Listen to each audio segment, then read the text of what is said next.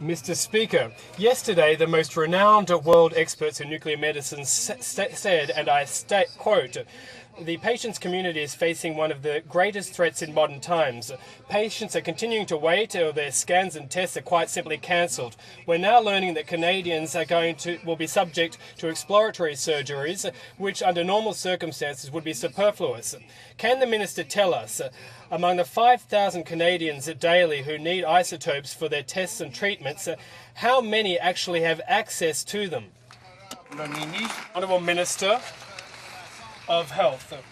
Mr. Speaker, I met with the experts on medical isotopes and a nuclear society over the weekend in Toronto, and we are continuing to deal with this situation. In fact, this morning I made an investment of $6 million to do more research on TC99, as we need to start addressing the shortage of that.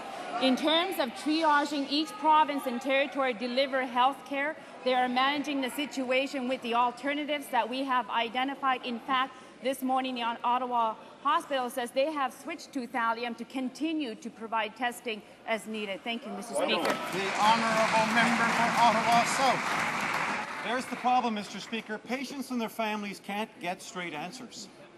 The truth is that we are back to only 75% of global isotope supply, with nearly half of that production set to go offline next month.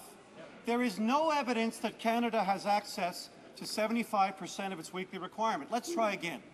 Leaving alternatives aside, can the Minister tell us what percentage of isotopes required by Canadians is available this week, next week, and next month?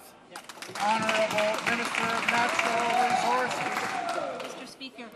Mr. Speaker, as indicated in the House yesterday, in fact, Canada has 75% of their supply of medical isotopes for this week's on order. And Mr. Speaker, indeed, we are monitoring the situation very closely. This morning, I spoke with the Belgian Minister of Energy to discuss with him the reactor schedules. The Belgians have indicated they are going to help us as best they can, and we'll continue on that follow-up on Thursday when I meet with the experts in Toronto. The honourable member for